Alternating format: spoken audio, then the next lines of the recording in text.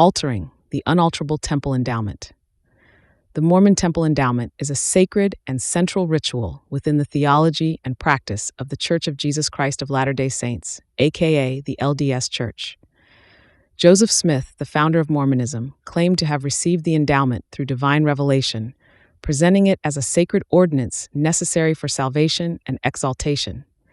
During the Temple Endowment, participants received various signs, tokens, and covenants believed to be essential for progression towards God's presence and ultimately exaltation in the highest heaven. Smith emphasized the eternal significance of these rituals, stating that ordinances instituted in the heavens before the foundation of the world, in the priesthood for the salvation of men, are not to be altered or changed. All must be saved on the same principles. In a church conference on October 5, 1840, Smith also taught, "Therefore God set the ordinances to be the same forever and ever, and set Adam to watch over them, to reveal them from heaven to man, or to send angels to reveal them." Subsequent church leaders have made their own statements to the same effect. In a 1979 General Conference address, Elder David B. Haight taught that a critical feature of the apostasy of the early Christian church was sacred ordinances were changed to suit the convenience of men. It should be noted, the Mormon Temple Endowment has drawn attention for its similarities to Freemasonry, a fraternal organization with its own rituals and ceremonies. Several early LDS leaders suggested a connection between Mormonism and Freemasonry, with Joseph Smith purportedly teaching that Masonry preserved a corrupted form of the original endowment, which he claimed to be restoring to its pure form. As historical research has shed light on the origins of Freemasonry, scholars noted that Freemasonry emerged in the early 18th century and does not have direct ties to early Christianity or the ancient world, as claimed by Smith. This raised questions about the historical accuracy of Smith's teachings regarding the origin of the endowment rituals and their relationship to Freemasonry.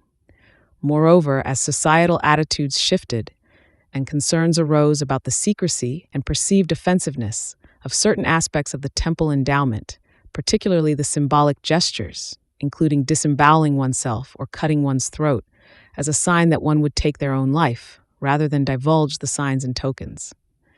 The LDS Church began to alter the ordinances in the face of public scrutiny and internal reflection. The Church altered the temple endowment rituals, deviating from Smith's assertion that such ordinances could not be changed. Over the past century, and especially in the last 4 decades, the LDS Church has implemented significant revisions to the temple endowment. Departing from the original forms established by Joseph Smith, these changes reflect a recognition of evolving social norms, internal feedback, and a desire to ensure the continued relevance and acceptance of the temple ordinances among Latter-day Saints.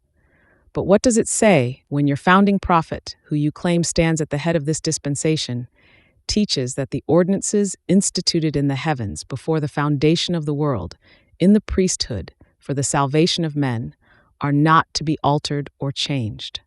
All must be saved on the same principles, and you have changed them so drastically that the covenants aren't the same, the signs aren't the same, the penalties aren't the same, and today's endowment would be clearly understood by the founding prophet to be quite different than the unalterable endowment he gave the church.